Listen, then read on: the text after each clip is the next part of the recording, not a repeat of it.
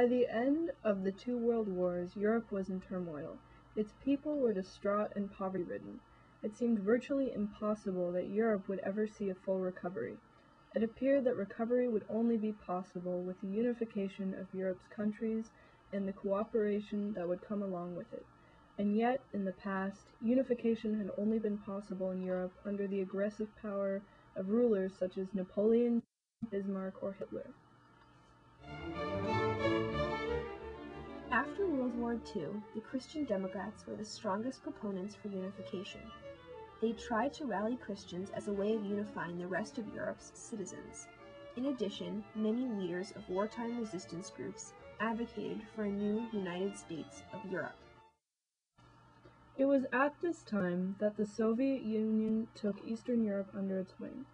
In 1949, the USSR created the Council for Mutual Economic Assistance in their quest to form a solid and powerful union. And in 1955, the Warsaw Treaty Organization, or Warsaw Pact, was put into action. The Warsaw Pact stated that all Eastern European armies were to be at the Soviet Union's disposal. As the Soviet Union grew stronger and the tensions of the Cold War grew heavier, the United States believed that unifying Western Europe would provide better protection against the Soviet Union. In turn, the United States greatly promoted Western Europe's unification. In 1947, U.S. Secretary of State Charles Marshall proposed a European recovery plan which would give $13 billion in aid to the countries of Europe in hopes of economic reconstruction. The plan was ratified and quickly became known as the Marshall Plan. One condition of the plan was that in order to receive the $13 billion, the European countries must work together to divvy up the aid money. This resulted in the founding of the Organization for European Economic Cooperation, or the OEEC. As the European countries' economies began to fall in sync, it seemed important that the countries' militaries also unite, and thus the North Atlantic Treaty Organization, or NATO, was formed. Also inspired by Cold War fears, NATO, founded in 1949, included the United States, Great Britain, France, Belgium, the Netherlands, Luxembourg, Canada, Denmark, Norway, Italy, Ireland, and Portugal. Prior to the founding of NATO and the OEEC, a year earlier, in 1948, Benelux was formed. This region was comprised of Belgium, the Netherlands, and Luxembourg. Benelux was a free trade zone, the first of its kind in Western Europe. 1949 proved to be an exciting year, and along with the OEEC and NATO, the Council of Europe was also formed, in Strasbourg, France. Comprised of Great Britain, France, and Benelux, the Council of Europe was a parliamentary body which was represented by legislative bodies of each country's government. The Council, however, didn't have legislative authority. This was because the countries wouldn't surrender sovereignty to this supranational council. Many people criticized the Council of Europe, calling it a high-powered debating society. As Europe entered the 1950s, two men became famous all over Western Europe. The first was Jean Monnet, a French Europeanist, and the second was Robert Schuman, also of France. In May 1950, Schuman proposed the integration of Western Europe's coal and steel industries. Monnet, eager to help, devised the plan. In doing so, he created the European Coal and Steel Community, or the ECSC. The ECSC began to operate in 1952 and included Western Germany, Italy, Benelux, and France. The European Coal and Steel Community proved to be another step in the road towards unity. In 1957, members signed the Treaty of Rome, which created the European Economic Community, or EEC, which was also commonly known as the Common Market.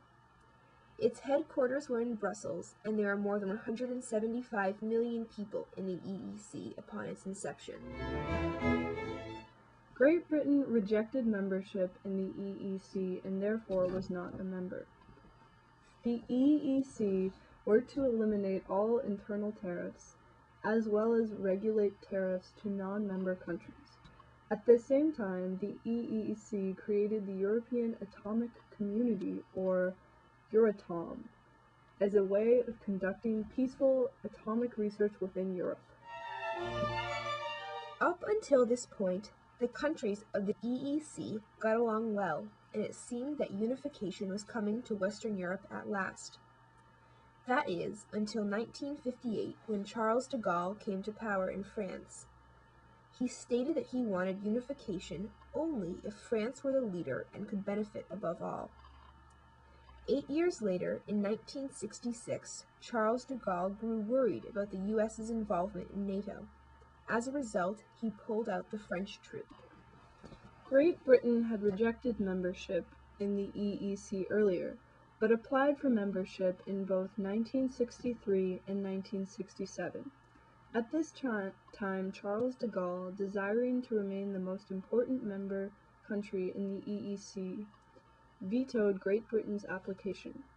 De Gaulle claimed he was worried that Great Britain would be spying for the United States. In 1966, Charles de Gaulle created the Luxembourg Agreement, which said that countries of the Common Market, or EEC, had the right to veto EEC decisions when they felt that their national interests were at stake. In 1967, the EEC, or European Economic Community, was consolidated to the EC, European Community. Great Britain finally joined the EC in 1973, as did Ireland and Denmark. In 1975, the EC began to earn its own income because of a collectivization of tariffs and the 1% value-added tax implemented in Europe. In 1978, feeling fiscally stable, the EC created the European Monetary System, which was the first step towards a unified currency. In 1979, the European Parliament got the right to elect membership directly. This means that people could vote for their own parliament members, rather than having government representatives. In the 1970s, during the oil and petroleum crisis and embargo, as their economies tanked, many European countries acted independently of each other. In the mid-1980s, the European states began to revitalize. It became ever more important for the EC to compete with the US and Japan. In July of 1987, the EC adopted the Single European Act with a common goal of creating a single Europe by 1992.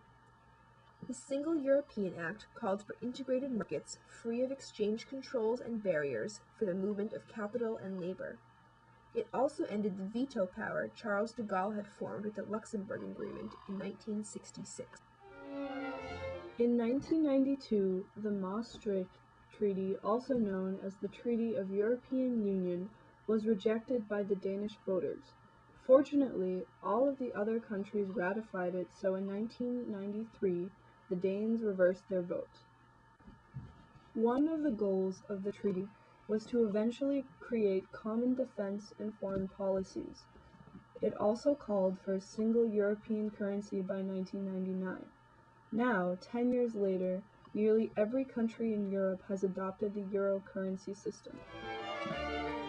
Although it took over 50 years for Europe to unify, both politically and economically, it seems that it will be a lasting change as the European Union is now able to hold its head high as one of the great world powers.